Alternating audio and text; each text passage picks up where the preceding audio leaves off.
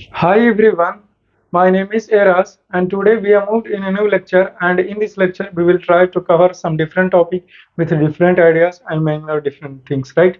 In the previous classes we have covered so many different things, right?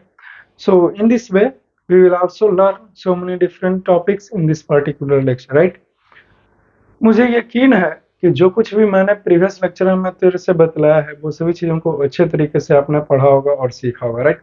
आज का ये lecture बहुत ही ज़्यादा इम्पोर्टेंट होने जा रहा है और बहुत ही ज़्यादा खास है क्योंकि बाकी लेक्चर से कुछ अलग इस लेक्चर में हम लोग जो है वो सीखने वाले हैं, जैसे कि हम ऐसा सीखते रहते हैं, राइट? देखो इस लेक्चर में किडनीज के बारे में जानेंगे।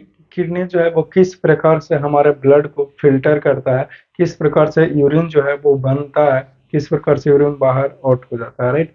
तो इन्हीं सभी चीजों के बारे में डिस्कस करने वाला है जो कि टोटली किडनी के ऊपर बेस्ड है, राइट? तो no problem, let us talk about that. जो कुछ भी स्ट्रक्चर ऑफ किडनी के बारे में मैंने बताया है, if you wants then you can write it. आप चाहो तो आप इसे पहले लिख सकते हो, राइट?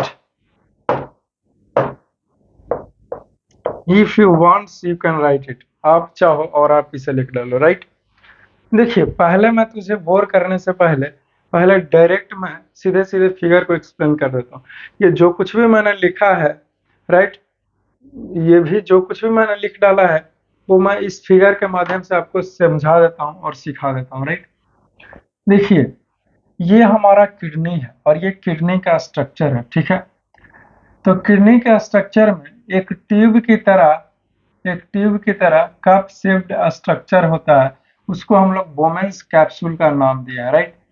और बोमेंस कैप्सूल के नीचे एक ट्यूब होता है, जो एक ट्यूब जुड़ा हुआ रहता है, उसका नाम है ट्यूब्यूल, ठीक है? और ये बोमेंस कैप्सूल स्ट्रक्चर और ये ट्यूब्यूल, ये दोनों मिल करके निफ्रॉन बनते हैं। ये निफ्रॉन क्या है? तो किडनी का filtering unit of kidney is called nephron. यानी कि हर एक चीज, हर एक वेस्ट मटेरियल जो है ब्लड होके गुजरेगा इससे, और ये निफ्रॉन ही है जो ब्लड को फिल्टर करेगा। समझ गए? जो दोनों मिल करके न्यूफ्रॉन का निर्माण कर दिया। चलिए अब ये छोटे छोटे बहुत सारे ब्लड कैपिलरीज होते हैं वुमेन्स कैप्सूल कैप्सूल के पास, उसको हम लोग ग्लोमेरुलस बोलते हैं। ग्लोमेरुलस का नाम दिया है, तो समझ गए ग्लोमेरुलस क्या है।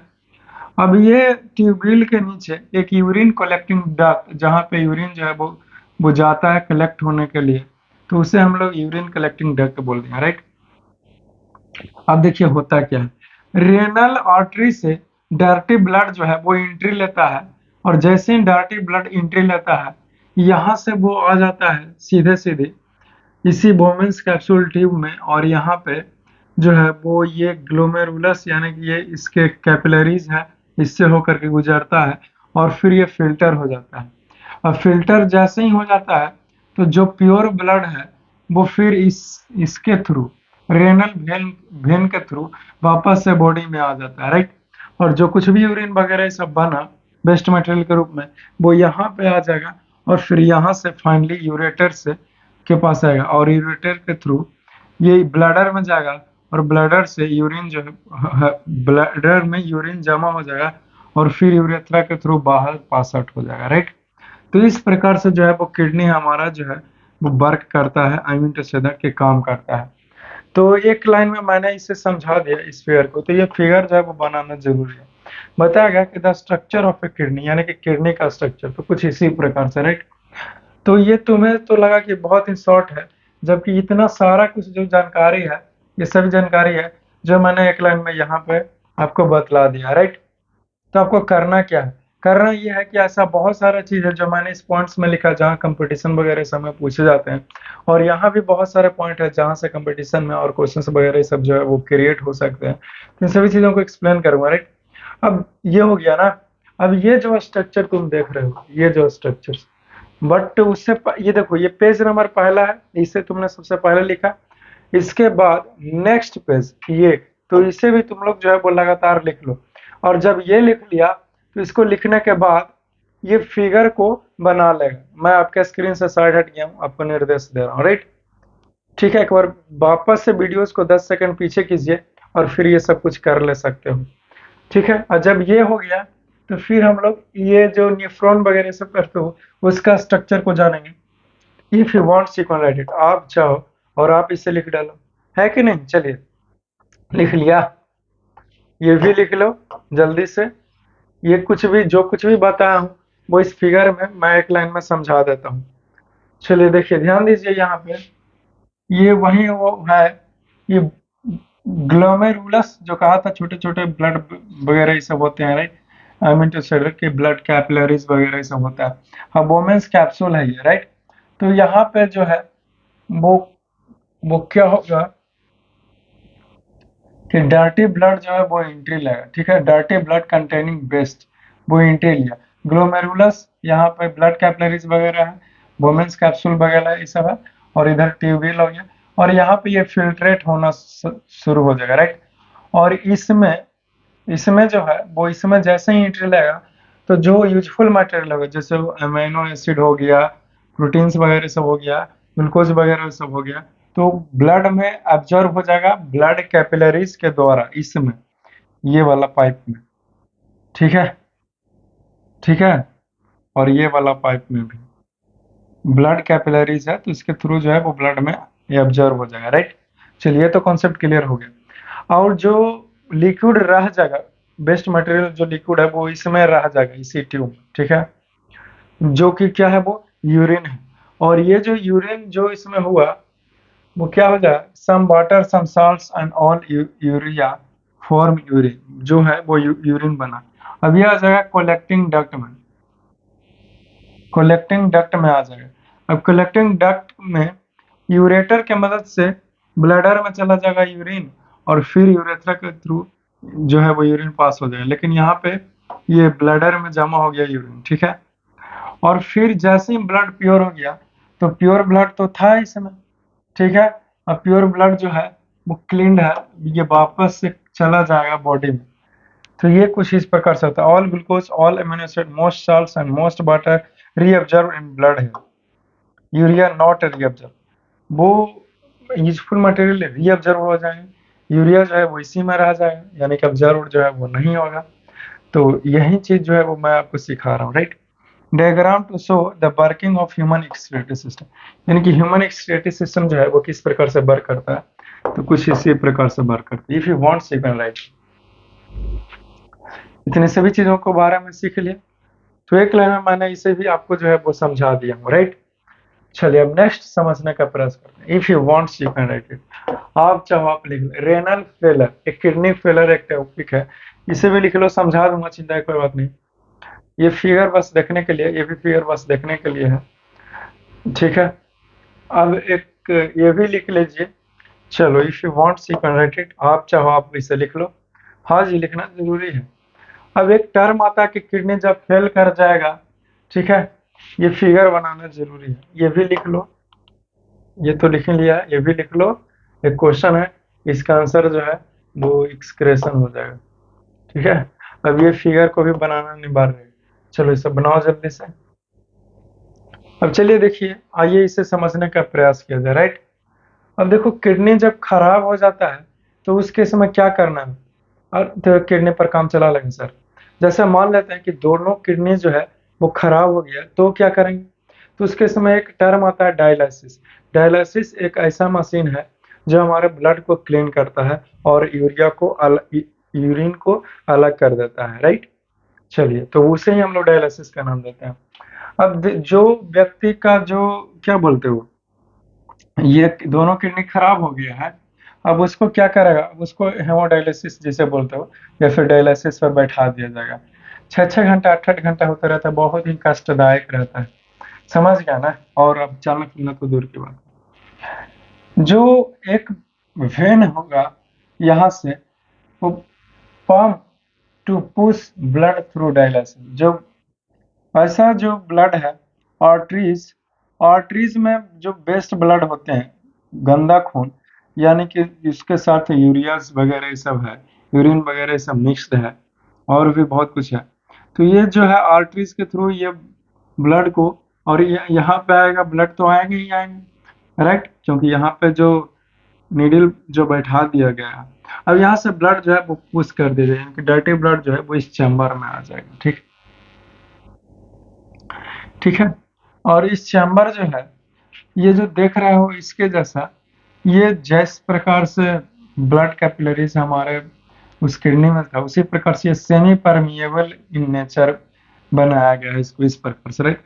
और ये जो लिक्विड देख रहे हो इसमें, वो ऐसा है कि जिस प्रकार से हमारे हमारे शरीर में वो लिक्विड था, जो कि एक कंसंट्रेशन बनाया हुआ था जिसमें ग्लूकोज वगैरह से भी थे, हर एक मटेरियल से सब थे, राइट। उसी प्रकार का ये सॉल्यूशन जो है वो फ्रेश डाइलेसिंग सॉल्यूशंस को इसमें पुट किया जाता है, राइट। अब जैसे ही ये सॉल्यूशंस जो है वो इसमें पुट किया गया है, ठीक है जी। Dialyser tube made of selectively permeable membrane just like cellulose, ये तो मैंने आपको बता दिया, ठीक है। अब tank of water containing glucose and salt, वही बता रहा हूँ कि साल्ट वगैरह सब है, एक बेस्ट कंसंट्रेशन दिया जाता है जैसे कि हमारे ब्लड में होते हैं, राइट। अब इसमें आ गया, ठीक है। अब ये जो सारा के सारा जो ब्लड है वो इसमें आ गया कि नहीं आ गया, ये इसमें, ठीक है, डायलेसर ट्यूब में आ गया ना। अब डायलेसर ट्यूब जब वो सेमी परमेबल इन नेचर है, राइट, तो क्या होंगे यहाँ पे कि जो वेस्ट मटेरियल यूरिन है वो पास आउट हो जाएगा, वो बाहर निकल जाएगा, इसी लिक्विड में जो है वो मिल जाएगा, समझ रहे हो ना, लिक्विड मिल जाएगा। और जो यूजफुल मटेरियल है वो रीअब्जॉर्ब हो जाएगा ब्लड में।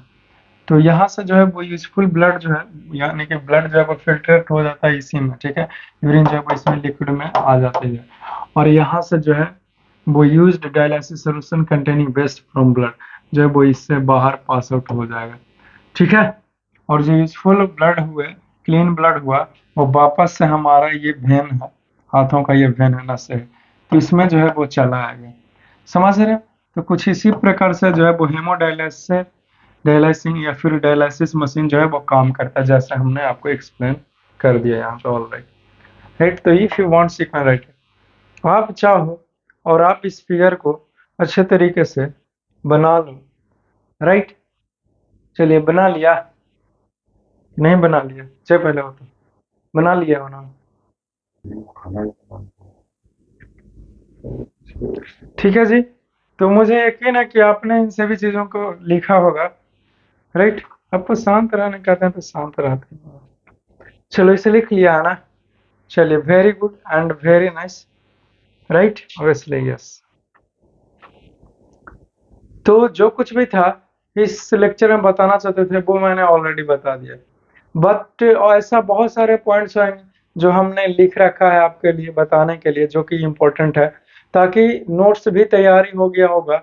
और वो इस प्रकार से मैंने डिजाइन किया है कि आप खुद से भी बैठ करके पढ़ोगे तो आपको पता चल जाएगा कि किस प्रकार से जो है वो काम करता है, आप हट जाइए नहीं तो हिल जाएगा, ठीक है।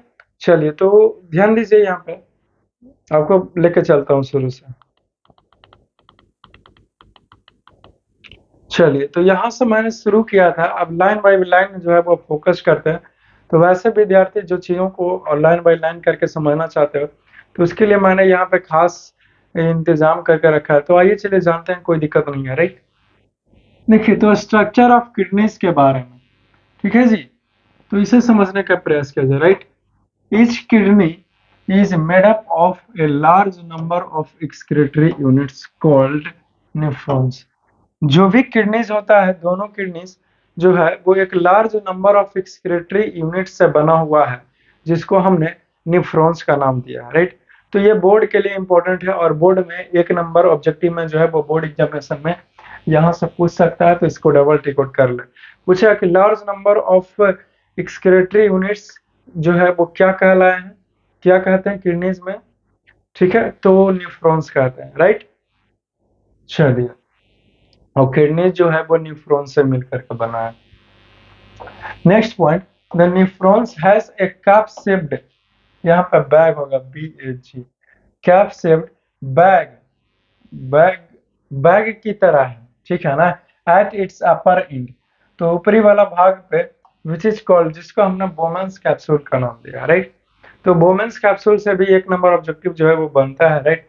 तो इस पॉइंट को भी क्या कीजिएगा, गौर कीजिए, और इसको भी डबल टिक आउट करवा लो। नेक्स्ट है द लोअर एंड, जो नीचे वाला एंड है बोमेंस कैप्सूल का, वो इज ट्यूब, ट्यूब की तरह है, एंड इट इज कॉल्ड, इसीलिए हमने इसको ट्यूबिल का नाम दिया है, राइट।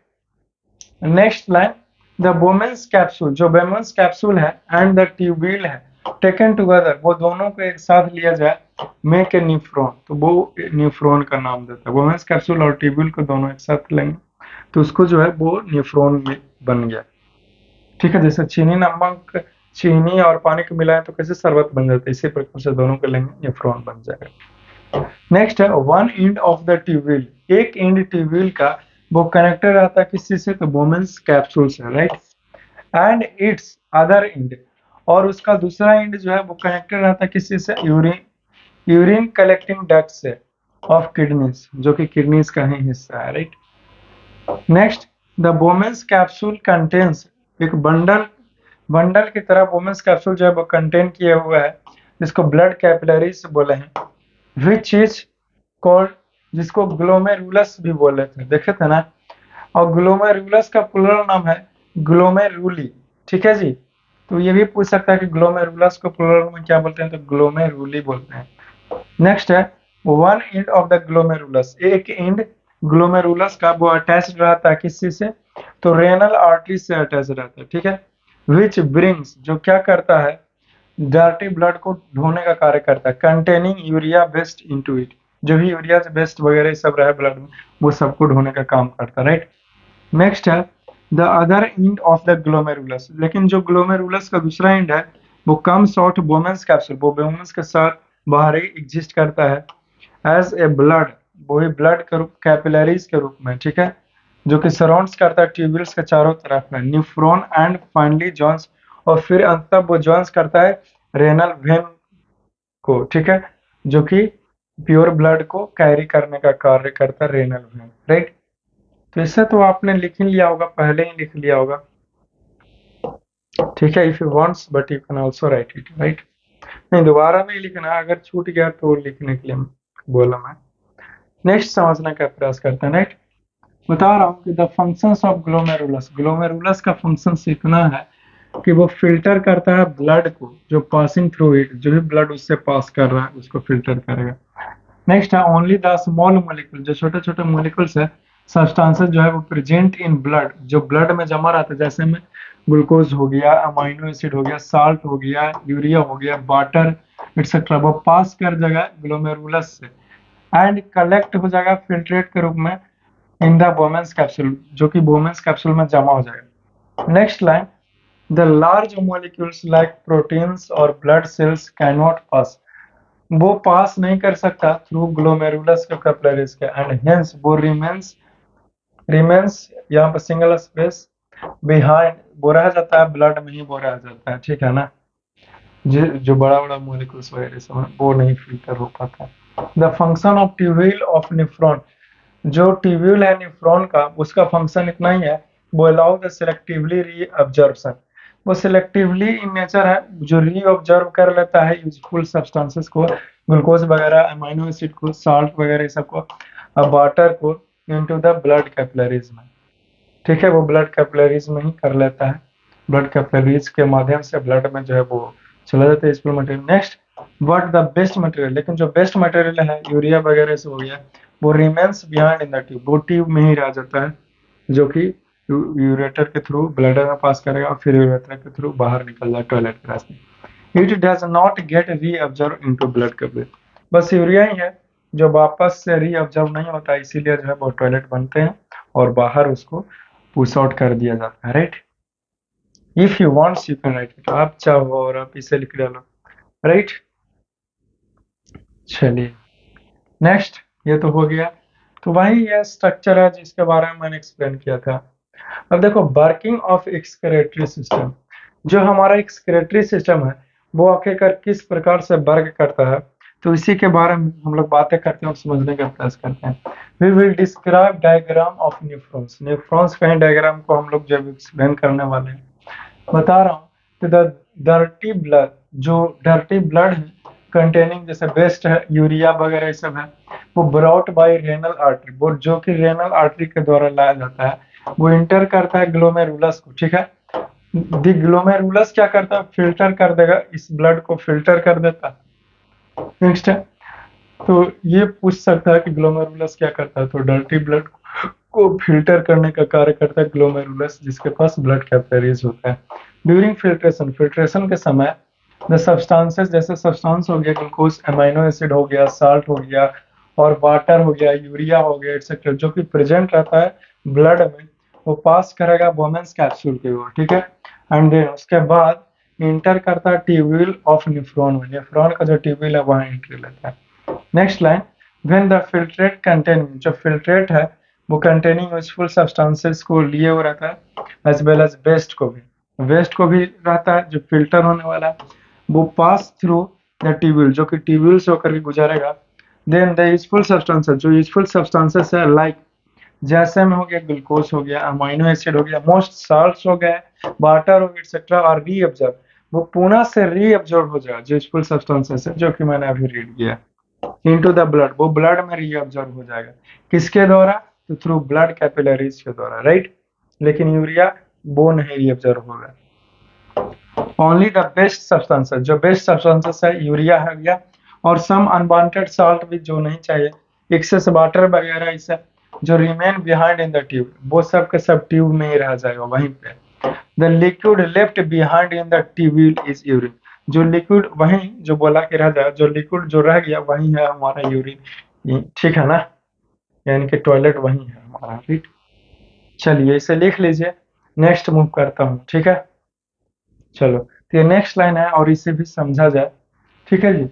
बता रहा हूँ, the nephron carries this urine, जो न्यूफ्रॉन है वो इसको कैरीज करता है into collecting duct, collecting duct में किसका, तो किडनी का, फ्रॉम वेयर, जहाँ पे it is carried to the ureter, जहाँ पे इसको यूरेटर के पास लेकर जाया जाता है, फ्रॉम यूरेटर, यूरेटर से यूरिन जो है वो पास करता है यूरिनरी ब्लैडर में, ये सब बता दिया हूँ। यूरिन जो है वो स्टोर्ड होता है ब्लैडर में फॉर सम टाइम, कुछ समय के लिए, ultimately passed out of the body, और अंततः जो है वो बॉडी से बाहर निकल जाता है यूरेथ्रा के थ्रू। नोट में जो है वो एक बात बताया हूँ कि द ह्यूमन यूरिन, जो ह्यूमन का यूरिन होता है वो कंटेंस करता है वाटर को और कुछ साल्ट्स को और नाइट्रोजिनस सब्सटेंसेस को, most of which is urea, जिसमें से सबसे ज्यादा यूरिया रहता है, यूरिया का मात्रा रहता है, ठीक है, और सम यूरिक एसिड भी होते हैं हमारे टॉयलेट में, राइट। तो इसे समझ में आ गया होगा मुझे यकीन है। चलो तो इसे जल्दी से कंप्लीट करो, तो चलो लिख लिया होगा, मुझे यकीन है कि आपने इसे जो है वो अच्छे तरीके से लिखने का प्रयास किया होगा, राइट। चलिए वेरी गुड, वेरी नाइस, आगे बढ़ जाए। तो ये सब का सब बता दिया हूँ किस प्रकार से जो है वो न्यूफ्रॉन काम करता है, उसका स्ट्रक्चर्स वगैरह ऐसा। तो आपको करना क्या है, जैसे जैसे पढ़ते हैं वैसे आप खुद से करना जो अभी मैं बता रहा हूँ। तो जब नोट्स को तैयारी कर ली तो लाइन बाय लाइन पढ़िए और फिगर को देखिए, फिर पढ़िए फिगर को देखिए, फिर पढ़िए फिगर को देखिए, ताकि आपका जो कॉन्सेप्ट है वो और क्लियर हो जाए मेरे बताने के बाद। देखो एक टर्म आता है जो नहीं बताया हूँ, that is a renal failure, ठीक है, या फिर kidney failure and the technology for survival. तो किडनी फेलर क्या होता है और कौन सा ऐसा टेक्नोलॉजी है जिसके मदद से हम लोग जिंदा रह सकते हैं किडनी फेल होने के बावजूद भी, तो आइए चले जानते हैं।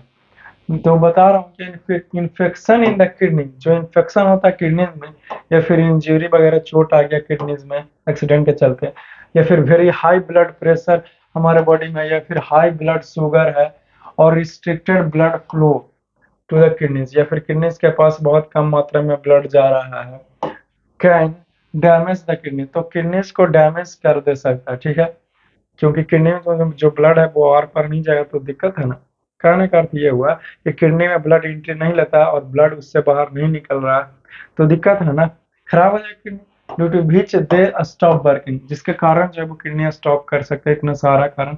हाई ब्लड शुगर है तो भी किडनी फेल हो सकता है, हाई ब्लड प्रेशर की बीमारी है किडनी फेल हो सकता है, इंजरी का तो क्या ही कहना, यानी कि चोट लगा एक्सीडेंट का तो क्या ही कहना, वो तो इसी खत्म कर रहे। Complete failure of kidneys allows, अगर कंप्लीट अच्छे तरीके से किडनी पूर्ण रूप से किडनी फेल हो गया, ठीक है, तो kidneys allows urea and other waste product to build up in the blood. तो अगर किडनी का काम है फिल्टर करना, किडनी है ही नहीं, तो यूरिया वगैरह ये सब और अदर बेस्ट प्रोडक्ट जो है वो ब्लड में ही रह जाएगा और फिर हम लोग मर जाएंगे, है कि नहीं। नेक्स्ट है the best long term solution, जो इसका अच्छे लंबे समय तक जिंदा रहो, तो इसके लिए एक लंबा सोल्यूशन यही है कि kidney failure, for kidney failure, जो कि किडनी फेल होगा उसके लिए किडनी ट्रांसप्लांट कीजिए, यानी कि नया किडनी लाइए और नया सामान लगा लीजिए, है कि नहीं, घर में भी तो यही करते हैं, कि नल टूट गया तो कुछ ही करेंगे, नया नल लगा के लगा लेते हैं, और कौन उपाय है, उसको बंद कर देंगे। बंद कर देंगे तो वहां से पानी नहीं आएगा, तकलीफ होगा, है कि नहीं? बंद कर देते तो खत्म हो गया कहानी से। तो इसी प्रकार से नया किडनी लाओ और लगा लो, ताकि ज्यादा दिन तक तुम जिंदा रह सको। या फिर कुछ और भी हो सकता है, जिसके पास पैसे नहीं है किडनी के लिए क्या करेगा?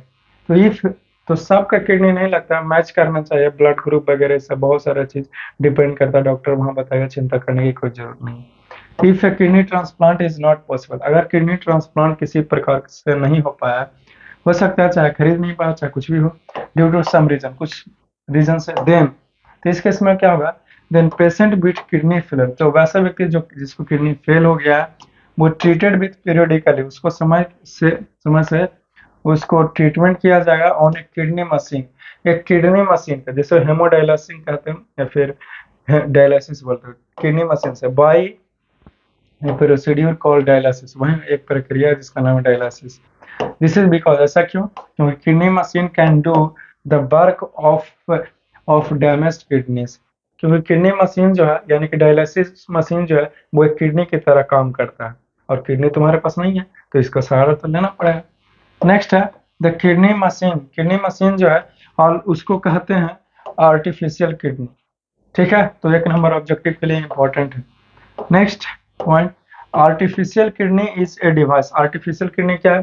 तो वो एक प्रकार का डिवाइस है टू रिमूव नाइट्रोजिनस वेस्ट, ताकि नाइट्रोजिनस वेस्ट जो ब्लड में होते हैं उसको निकाल फेंको, nitrogenous waste products from blood through dialysis, तो डायलिसिस के थ्रू जो वेस्ट प्रोडक्ट है ब्लड में उसको निकाल के बाहर फेंकता है, ये डायलिसिस मशीन, यही है डायलिसिस।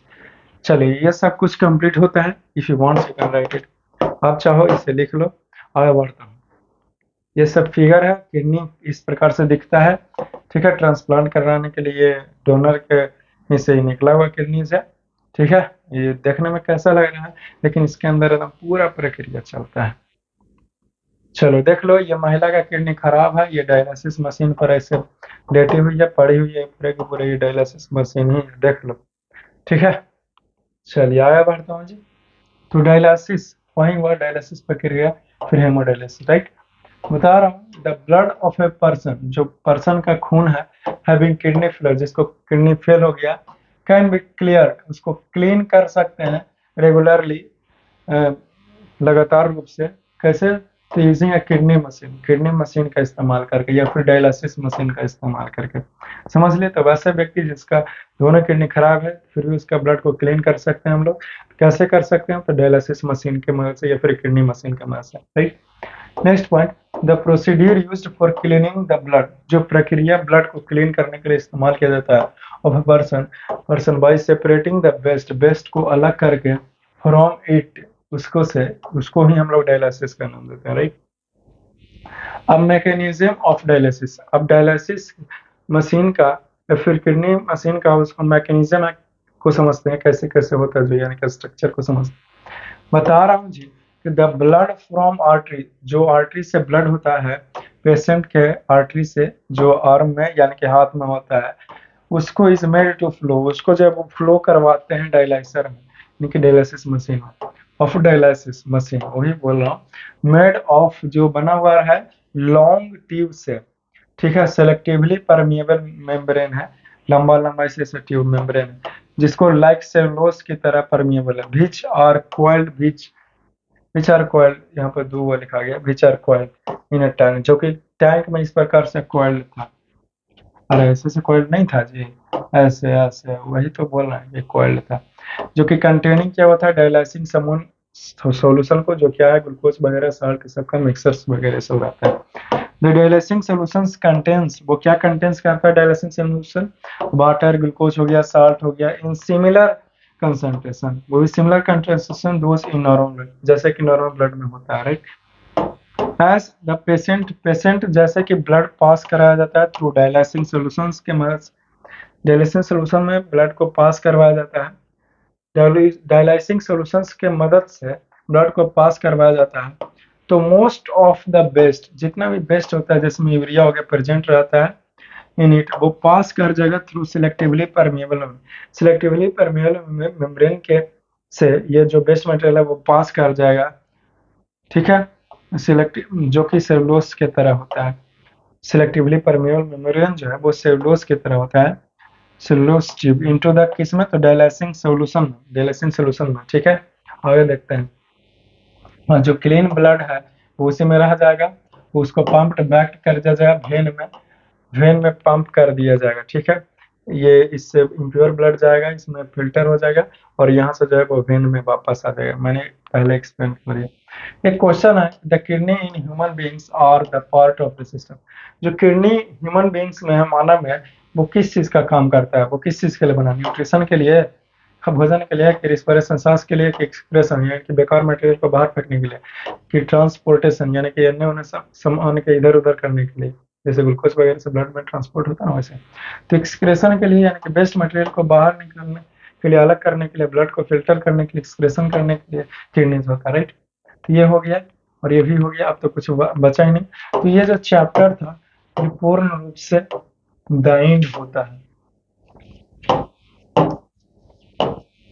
ठीक है ना। ये चैप्टर जो है वो द एंड हो गया। ऐसा कोई भी टॉपिक नहीं था कि आपको 10th क्लास में पढ़ना था और मैंने एक्सप्लेन नहीं किया, राइट। मैंने हर एक टॉपिक को एक्सप्लेन किया है, मैंने हर एक चीज़ों को यहाँ पे ऑनेस्टली आपको बताने का प्रयास किया है, जितना ज़्यादा हो सकता था उससे कई गुना ज़्यादा ही बताने का प्रयास किया हूँ। और अगर फिर भी आपके मन में डाउट रहता है कोई टॉपिक से रिलेटेड तो मैसेजेस कीजिए। कोई फिर भी अगर लगता है कि ये टॉपिक नहीं हुआ होना चाहिए तो मैसेजेस कीजिए, मैं उस टॉपिक के लिए अलग से वीडियोस अपलोड कर दूंगा दूसरे चैनल पे, राइट। ताकि आपका जो कॉन्सेप्ट है वो और अच्छे से क्लियर हो जाए। देखिए कोई भी टीचर हो कितना भी अच्छा पढ़ाता हो, बट उसके बाद आप रिवाइज नहीं कीजिएगा तो फिर भूल जाओगे ना डियर। तो करना क्या, तो इस लेक्चर को देख लिए हो, समझ गए हो और आपने नोट्स भी तैयार कर लिया है, ठीक है। तो आपको करना क्या है, तो आपको जो है वो वापस से दोबारा से बैठना है वीडियोस देखने के लिए, लेक्चर देखने के लिए नहीं तो इसलिए, तो इसलिए ताकि आप उसको रिवाइज कर सको और जो कुछ भी पढ़ा वो रिकॉल कर पाओ, ठीक है। और फिर भी डाउट है, आप कहीं स्कूल में जाते हो वहाँ पूछो, कहीं कोचिंग में जाते हो वहाँ से डाउट क्लियर कीजिए। बड़े भाई बहन हो गए, माँ बाप कोई भी होंगे जो पढ़े लिखे होंगे आपके घर में, तो उनसे डाउट को क्लियर कर लेंगे। पूछने में कोई दिक्कत नहीं है, पूछ सकते हो, डाउट क्लियर कर सकते हो, ठीक है। या फिर कोई फ्रेंड हो गया तो उससे पूछ लिए, उससे डाउट क्लियर कर लिए। पूछने में पूछो, डाउट क्लियर करने में किसी से भी कर सकते हो, कोई दिक्कत वाली बात नहीं होगी, राइट। और मेरा तो क्या ही करना, मैं तो हूँ ही बताने के लिए, राइट। तो ठीक है डियर, फिर से मिलूंगा क्वेश्चन आंसर के साथ। इस चैप्टर का क्वेश्चन आंसर होगा, एनसीईआरटी का जितना भी क्वेश्चन है सब क्वेश्चन को करेंगे, ऐसा कुछ भी नहीं कि छोड़ेंगे। और इतना ही नहीं बल्कि बहुत सारे असर्शन टाइप, बहुत सारे मैचिंग क्वेश्चंस और भी बहुत सारे अलग अलग प्रकार के क्वेश्चन करेंगे। लेकिन सबसे पहले एनसीईआरटी का क्वेश्चन कंप्लीट करेंगे, ठीक है, ताकि आपको खोजने में आसान हो, को मिल जाए क्वेश्चन आंसर आसानी से, राइट। तो बस इस लेक्चर में इतना ही था। See you soon in the next lecture and for that moment we should must wait। आपको फिर से दिखूंगा नेक्स्ट लेक्चर में, लेकिन उस क्षण के लिए आपको जो है वो प्रतीक्षा करना पड़ेगा, इंतजार करना पड़ेगा, ठीक है। Have a nice day, enjoy your day and thanks for to join here. और बहुत बहुत शुक्रिया आप सभी का यहाँ तक बने रहने के लिए। पेशेंस बना करके रखना, पढ़ाई लिखाई पेशेंस क्या चीज़ है, ठीक है ना। गोल नहीं है कि पिला दिया और राता राती विद्वान बन गया, ठीक है। तो love you all, see you soon, best of luck, enjoy your day, ठीक है। आप क्या ही करो और फिर पढ़ते रहिए, मुस्कुराते रहिए दोस्तों बीच में, बस इतना ही। Love you, take care.